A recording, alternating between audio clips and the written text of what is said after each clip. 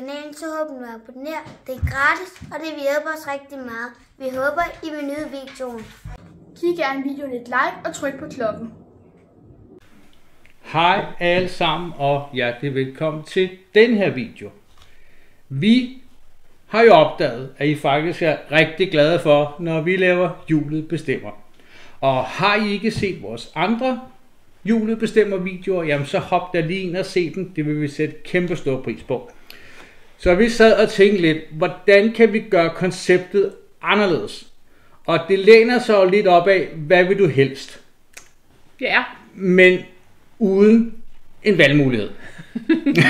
Ja. Så det er lidt øv med øv på, og det vi sådan har fundet ud af, det er, vi skal have hjulet til at bestemme vores straf.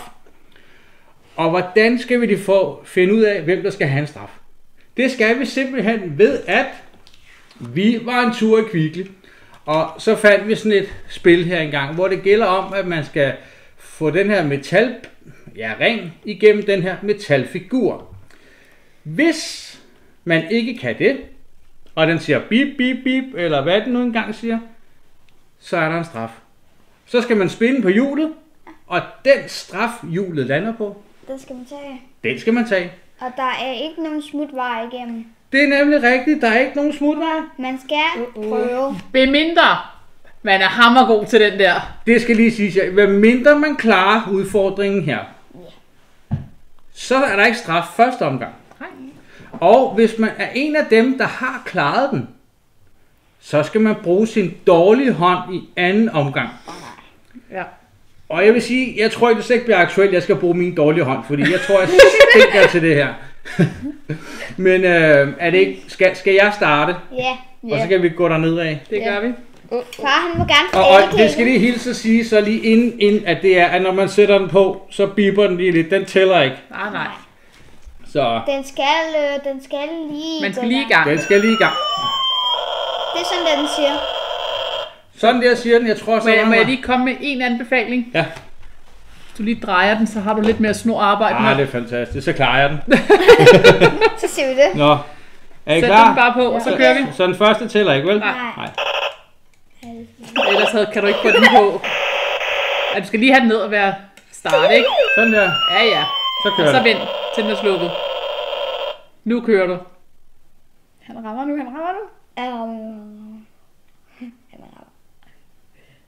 Pis! Sådan med det, mand! Bare lad den ligge der. Ja, jeg har hørt dig, jeg har ramt dig, ikke også? Jeg tror, den bliver ved, indtil den ikke rører metalstangen mere. Slap af, mand. Er vi enige? Nå. Må vi se straffen? Jeg siger også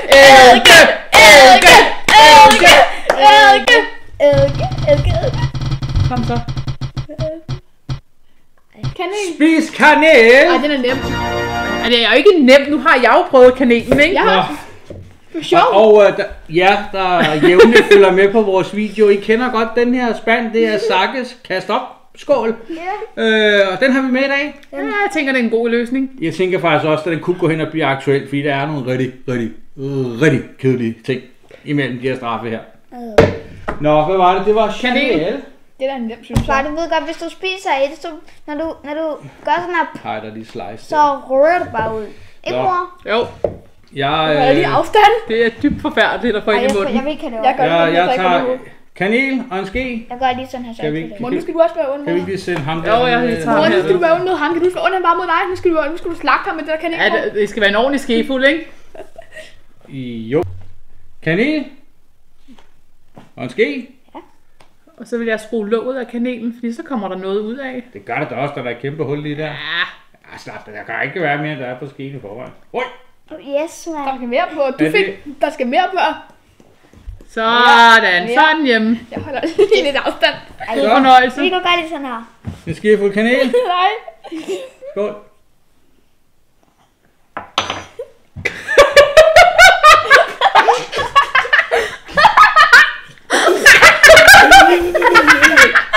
Ej! Ej!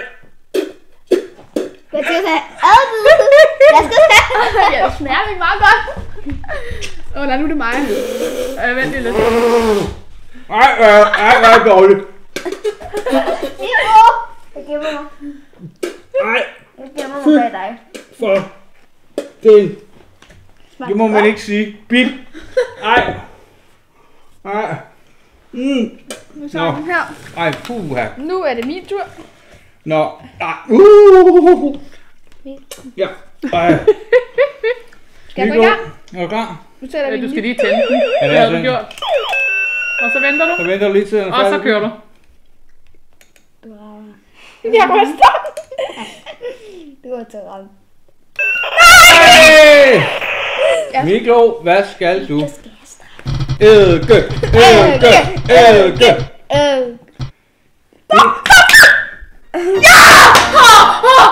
Gå på Lego-klodser.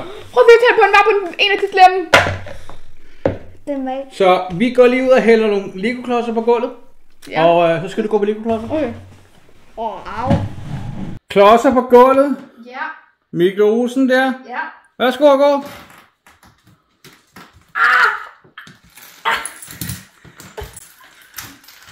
Mand, John. Altså, er der ret på tæerne? Hvor er det? Jep, den er god nok. De sidder fast. Miklo, Ja. Lego-klodser. Gåtur på dem. Hvordan var det? Det var rigtig ondt. Ja, det er nogle rigtig nederen ting, der faktisk er. Det bliver værre endnu, mine damer og Jeg herrer. vil ikke sige, at de værste har været der endnu. Nej, det har de heller ikke. Og derfor har jeg i hvert fald lige hentet mig en lille cola. Og det har jeg sgu også. Jeg er også klar. Fordi der er noget, der nok lige skal skylles ned med en gang. Noget, der hedder eddike, og noget, der hedder... Så det skal ikke... Det er hemmeligt. Det er hemmeligt, hvad der er på hjulet, du. Okay? Nå, er du klar, Sukke? Sakke, Gætter det, når man er her. du sætter den Ind på. bare ind på, og først når du har den på og i gang. Men det er nemmere den vej, og så Og så sæt lidt den tættere ind. på dig. Sådan, yes. Gætter det, når man lige har sat den på. Nej. Jeg skal lige på. Og så ned, og så holder du fast. Jeg har lidt bøjning, måske skal man holde den på håndtaget. Ja, Øj! det var hurtigt. Sakke, Man skal tage god tid. spin the wheel. Ikke eddike. Eddike. Og så kører vi i gang. Skud med gelblaster. Skud med gelblaster. Det betyder simpelthen, at vi lige skal en tur udenfor. Vi går en tur ud. Vi går en tur Er det udenfor. et helt magasin? Ja. Vi er simpelthen kommet udenfor, og nu er det tid til Zacharias' straf. Og Zacharias, julebestemte jo, at han skulle skydes med gelblaster. Så Sakke, du står der med ryggen mod muren. Kan du lige vende dig om og vise, at du har sikkerhedsbriller på? Jeg vil sige front mod muren. Undskyld, front mod muren, eller ryggen mod muren, som man siger. men det er rigtigt. Og vi tænker, det er 10 sekunder, der skal skydes i. Ja. Aftale. Og vi skal lige være sikkerheden frem for alt. Ja. Det er ryggen. Ja. Det er benene. Okay, jeg har et spørgsmål. Hvem er jeg tæller? Det gør jeg. Jeg tæller til 10. Okay. Miklo, er du klar? Ja. Sark, er du klar? Okay, super, det er godt. 3, 2, 1, så! Det virker ikke. Ja. Det er mit. 4, 5, 6, 7, 8, 9 og 10. Slut! Det virker irriterende. Hvad så, Sukke? Au, du røvballe. Var det hårdt? Lidt. Hvor gjorde det mest ondt? I røven. Lige på røven? Jeg tror, jeg får en blå røv. Zacharias, Ja. skud med gelblaster i 10 sekunder. Hvordan var det? Ja, det var fint nok. Det gør ikke så ondt, som jeg troede. Men ja. Ja, ja. Det er mellem. Det er et mellemgodt svar. Nå, og nu, mine damer og herrer, nu skal I bare se her. Vi har frøken Olsen derovre, eller frøken fru Olsen, der er simpelthen nærmest at sidde og prale med, hvor vanvittigt god hun var til den her. Hvor er I tavlige at det høre skal på. jeg nok klare, og bla bla bla. Men du skal lige trække den lidt tættere på dig, sådan, så kameraet lige kan fange, når den siger bip. Jeg er Og det- enig. Og så jeg kunne egentlig også sætte den på, uden den gik i gang. Er I klar? Du skal helt ud. Er den tændt? Ja, det er godt. den Vi er skulle tændt. lige være sikre. Er I klar? Vi er klar. Du rammer, nu må du ramme, og du rammer. Ej, Miklo Olsen! Hvor ung, mand! Nå, Jeg kender en, der skal spin the wheel. Skal vi ikke? Nej, jeg har gjort det, og så er det fars tur. Nej. Nå. Far, Nej. Hvad siger den? Jeg skal ikke koldt bad med tøj på. Og ved du hvad, den tager vi lige til sidst, når vi er færdige med julebestemmer. Så får I lige en video. Nu siger jeg sådan bare lige et input, ikke? Ja. Det bliver totalt nederen, så får jeg 2 straffe i træk, fordi jeg er den sidste i rækken. Og øjeblik, jeg skal lige have fundet min. Kan I ikke sige det samtidig ud i badet? Okay, mor, kan du gøre sådan her? Kan du gøre sådan her? Nej. Please. Nå, Jeg hejder. så bliver det min tur. Ready?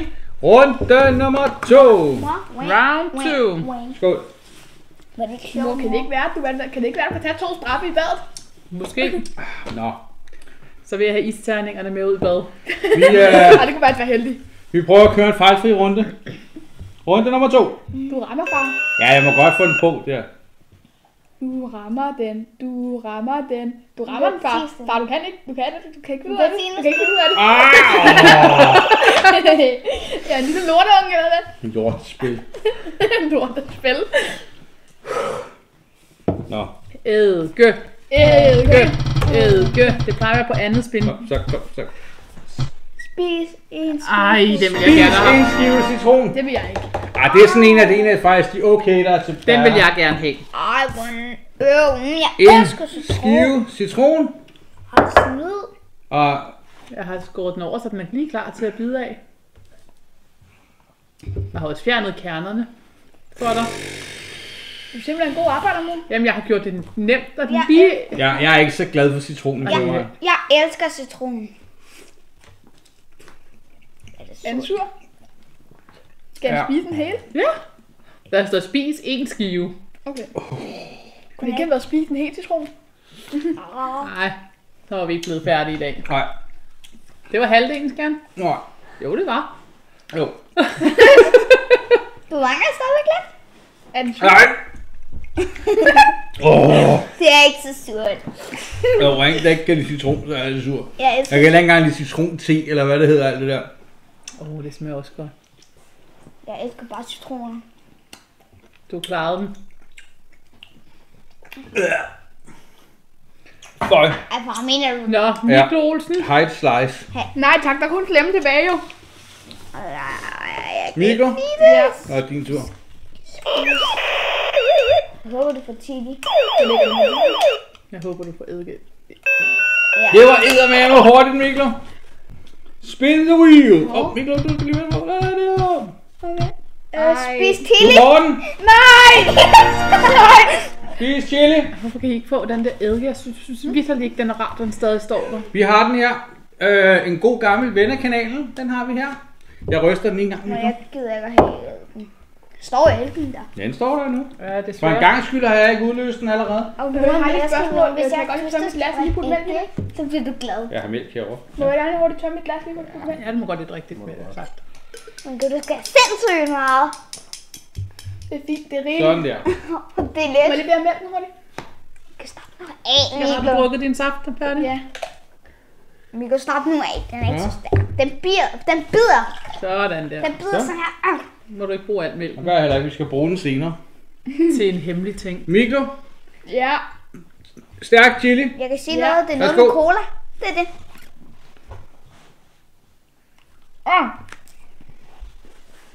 Jeg synes, jeg kan... Der er lidt mere. Den er ikke så stærk. Jeg kan passe på, at al mælken ikke ryger. Altså, teknisk set, så er der stadigvæk lidt på skeen her. Så Det er smitrik. Ej, må jeg? Nej, det er ikke din udfordring. Skruer du lige låget på chilien. Ja. Nej, det er ikke min tur. Ej, Mikkel. Sukkermål. farvel alle sammen. Er det så hårdt? Ja, du er ikke så stærke ting, det vil jeg godt medgive. Nej. Nå, sukkerjuice. Vi Værsgo, hejder min lige skærm. slice her. Et stykke Et. mand med lyd. Du kan bare stå klar med telefonen for.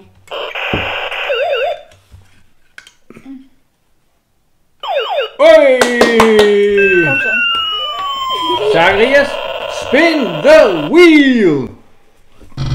Hvad skal der af? Hvad skal der af? Hvad skal der af? Hvad skal der af? Hvad skal der af? Isterninger. Isterninger. Ej, den nåede lige at gå hen på isterningerne. Isterningerne i bukserne. Hvis jeg får eddike, så siger jeg farvel, og så går jeg til Tyskland.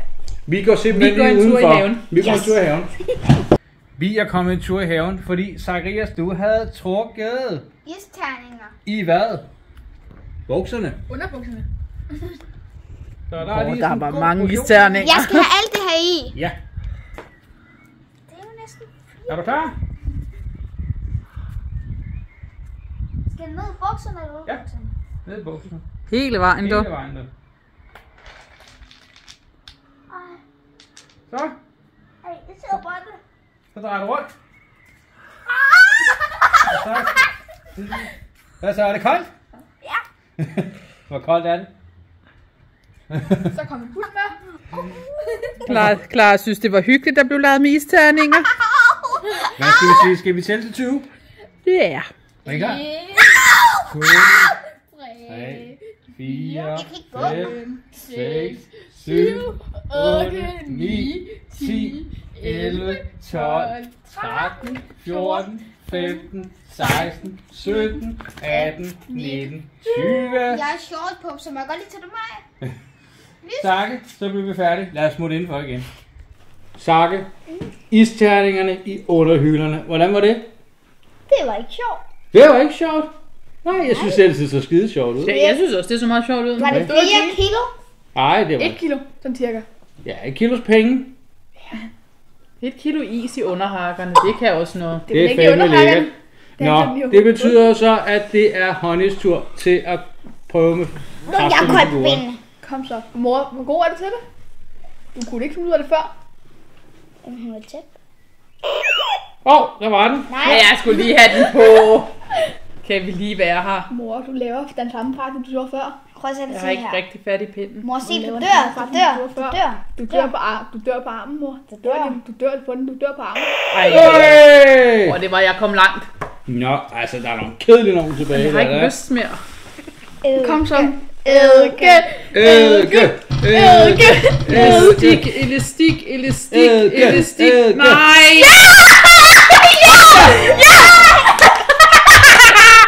Vil du lære det, mor?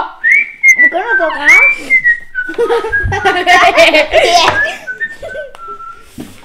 Er det sådan nogle her kopper? Du skal drikke det hele.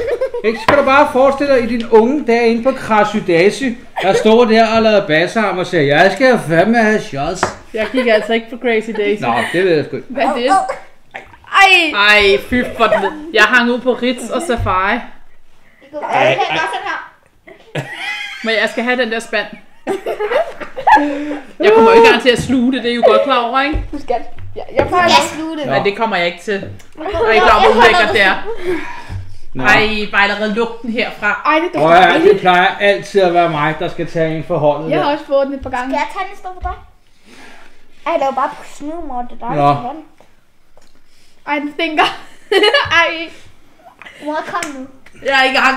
Vi går ikke videre i den her video, før Ej, vi så gør sidder du det. og tager eddike med hånden. Ja, men jeg havde ikke lige et stykke, jeg havde ikke lige et stykke papir. Det må Så gå. kan du lige, Ej. så kan du lige slikke. Nå, Jeg tror, det smager godt. og så du har lidt cola at skylle med. Du kan jo bare blande det sammen. Gør så. Ulla, du må prøve at tage en snuser. Må tage din snuser inden. Du røv. Gør så. Prøv at forestille dig, det er en rigtig ulækkert drik. Det er stærkt der.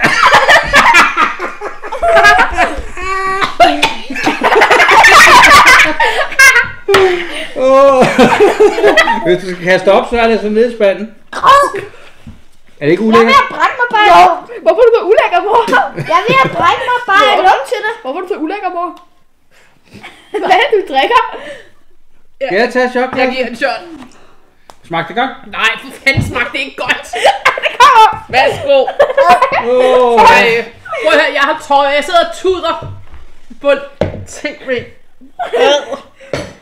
Ej, mine tænder smager det. Nå, Mor, er så klam. må jeg låne figuren? Ja. Jeg gider ikke alligevel ikke være med i den der video mere. Jeg synes, den er tarvelig. Værsgo. Jeg synes den her video, den er god trods alt, for det var ikke mig, der fik eddike den her gang. Yes. Men man skulle næsten faktisk tro, at det værste med den, det var overstået. Nej, det er det faktisk ikke. Der er stadig et par gode ting Der på. er faktisk, jeg vil sige, jeg har slettet eddken. 3 af dem, vil jeg våge at påstå, at der er 4 tilbage. Der er 4 tilbage, de 3 af dem er nederen. De 3 af dem er nederen. Og den ene sådan en lyd mod. Ja.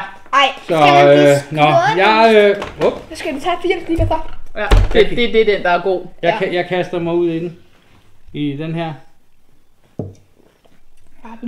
Ja, jeg må godt sige det første gang. Ad, har stinker eddike, der skulle derude af. Ja, ikke også for. Du mister du. Det er da far, der bare har valgt at rende spor i eddike. Kom, rulle det rundt. Du kan den, du har den. Sådan, godt kør. Far, du har den. Ej! Du skulle lige have været 2 millimeter længere nede. Så havde du fået den rundt om armen. Spin the wheel! Kom så, nej. Nej! Hvad fik du? Hvad fik du? Spis hundemad! Ja! Hvad er det? Du kan få mig gerne skylde den ned med eddike. Nej. Den værste Hvis ost. det er. Far, når du har spist hundemad, så bliver du til hund. Altså, og Du kan bare ikke gø bagefter. Sukker og jeg, var en tur nede forbi Netto, og vi fandt sådan en gang dejlig hundebeting 300 gram. Med okse. med okse. Jeg tror ikke, det gør det bedre, det med okse. Så jeg tror bare, jeg skal forestille mig, at det er leverpostej. Ja. Nej, det er på sig. Jeg tror, der er en, der gerne vil dele med dig. Jeg er klar, hvis jeg gerne have en bid bagefter. Det skal hun også være velkommen. Jeg glæder mig til at se det der. Nej. Det er Kom jeg se.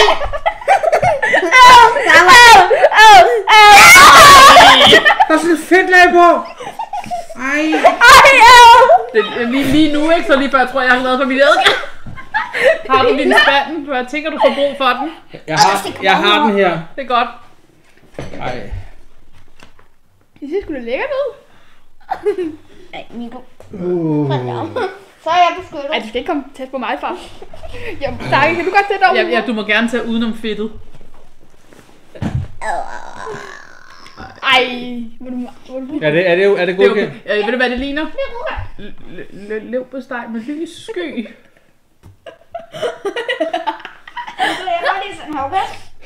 Det kan også noget. Det er dyrlægens natmad.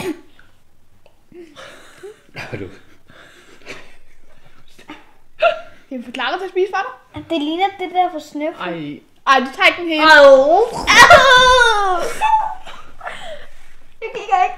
Hvordan smager det? Ej. Bare tag den skål lige nu. Du er ved at brække den bordet. Jeg er meget beskyttet. Kaster han op. Ej, han spytter. Kaster du op for? Han spytter den op. Hvordan ser det ud dernede? Det er meget lækkert ud. Ej. Det er sådan en god Det lugter omgang. bare en god leverpostej. Ej, hvor... Ej. Ej, godt, jeg ikke fik den. Øj. Det var bare var skidt. Nej.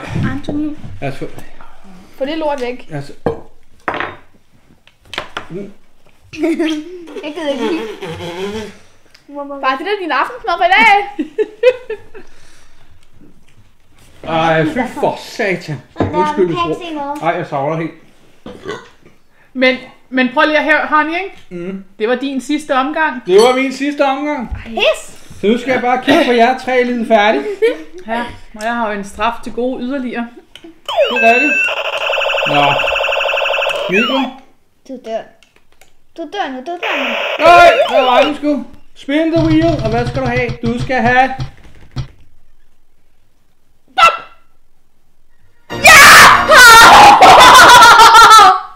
Synes du reelt, at det er spist peberkorn?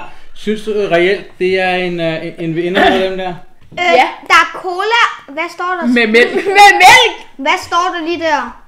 Der står spist peberkorn. Men jeg mener, den der nede. Den lyserøde. Ja. Svirp med elastik. Jeg skal lige have en ordentlig ske, og ikke lige en ulækre.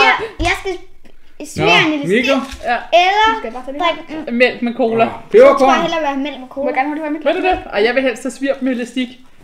Skal vi aftale, at vi bytter med? Ja, det gør vi. Det er sådan 3 stykker.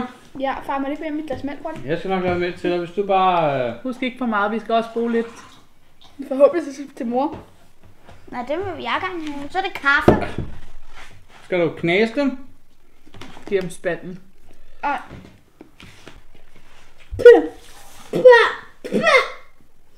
Du lyder underligt. Pæ. Smager dårligt. Mikkel, du lyder virkelig underligt. Pæ. Det er sådan, du lyder. Ad for helvede. Nå, sukke. Det var da hurtigt, du kom over det, synes jeg. Ja. Ej, hvor ser prøv.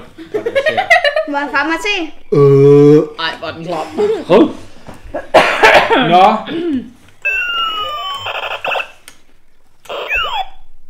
Jeg er død. Er det et par gange? Sakke, Og så min du tunge skal simpelthen Sakke, jeg har lavet en deal. spille Ja, vi har lavet en del, mig og mor. Sakke drikker cola med mælk. Vi skal også få den. Ej, så får du elastikkerne. Au! Ej, hvor er du heldig. Vil du gerne have den? Ja, det vil jeg gerne have. Ja, så bytter vi. Okay. Aftag. Nej, det kan man ikke. Jo. Det er din straf. en lille stik. Hvem svirper? Nå, det gør ingen. Og det vi tænkte var, at man sætter den rundt omkring håndledet sådan her. Og så skal man Og så er der bare... en, der strækker, og så slipper man. Må jeg godt tilstrække? Jo, det må du godt faktisk. Ja, jeg Men vil den skal hives godt ud. Okay. Altså, Så Ja. Vi skal til at ved du hvad, mor? Tak for i dag. På med den. Pis. Jeg tror, jeg kunne slippe. Okay, den skal ned på håndledet. Sådan her. Dernede, og så hiver du bare ud af. Yes. skal vi lige gøre sådan, så folk kan se det. Jeg gør det bare lige en gang til. Okay.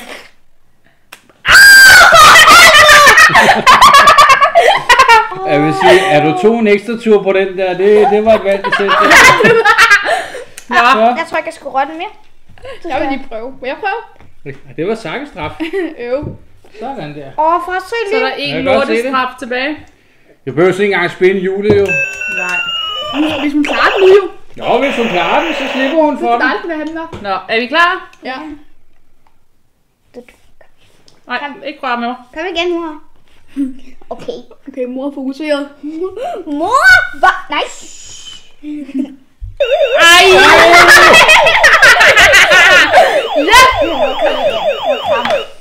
Jeg var så tæt på, at have den igennem det der latterlige sving. Kom igen, mor. Vil du, Kom igen. vil du låne lidt mælk fra Miklo? Ja, det kan vi da egentlig godt. Jo, vi skal lige huske at sige, at den sidste straf, det er cola med mælk. Det var den overraskelse, Så, vi gerne ville gemme. Miklo, hvis du lige hælder op en gang. Ikke for meget. Ej, Sådan der. Ja, det er god der. det ligner min Må jeg få en medicin. brækspand? Det må du gerne. Tak skal du have. Det ligner min medicin, da jeg var syg. Jeg ligner en unge på den der medicin, det her. Ej. Bare lidt mere bruner.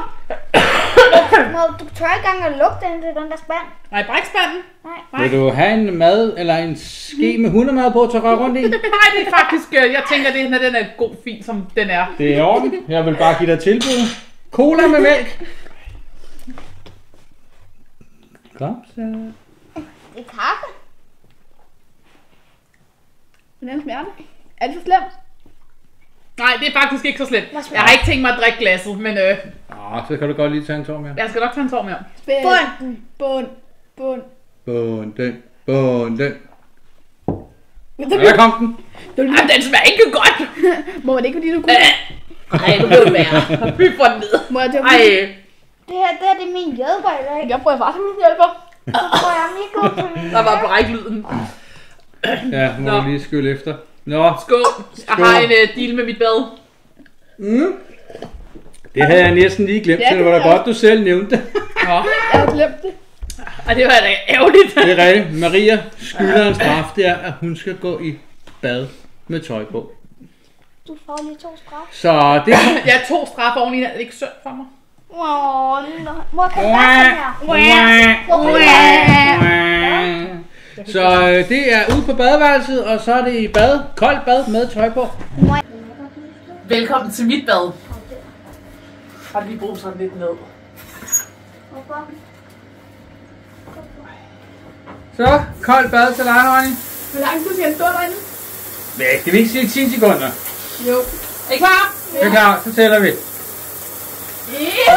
1, 2, 3, 4, 5, 6, 8, 9 og 10. Jeg synes, du blev våd. Regner det? Må jeg sige farvel? Du må få noget tørt tøj på, og så kan vi lige gå ind og se pænt på hende alle sammen. Super! Honey, du er kommet tilbage for de kolde brusebad. Jeg kom tilbage og fået tørt tøj på og lidt varmere tøj på. Ja. Det var koldt. Det var koldt, men det var også det var ligesom var meningen, det skulle være, ikke? Ja. Så, men i hvert fald... hvad synes du om at have lavet den her slags julebestemmer-video? Den har været meget Den var meget sjov. Den er sjovere end da vi bare dømmer på ting i en klamme ting. Ja, det synes jeg altså også er sjovt. Og bare roligt, der skal nok komme nogle flere julebestemmer vores det her, det er meget sjovt, hvis man prøver det med sine venner og familie. Ja. Ideen er sjov. Straffen synes jeg... Jeg synes, jeg har været den uheldige i dag. Jeg har været den heldige, synes jeg. Ej, du har heller ikke været helt heldig med den der klamme hundemad. Var jeg ikke den heldigste af os? Jo, det tror jeg. Ja, jeg synes heller ikke, jeg har følt mig særlig heldig i dag oven i det her. Men hvis det er noget, I godt kunne lide, så håber vi, I gerne vil skrive ned i kommentarfeltet nogle andre forslag til, hvad vores straffe kan være, når julet bestemmer vores straffe. Ja. Så vil vi i hvert fald tage det med i vores overvejelser, hvis vi skal lave en del 2 af den her julebestemmer. Jeg synes i hvert fald, det har været sjovt. Ja. Uden tvivl. Uden tvivl, ja. Men i hvert fald, tusind tak, fordi I valgte at se med på den her video. Giv gerne videoen et like. Abonner til vores kanal, hvis I ikke gør det i forvejen.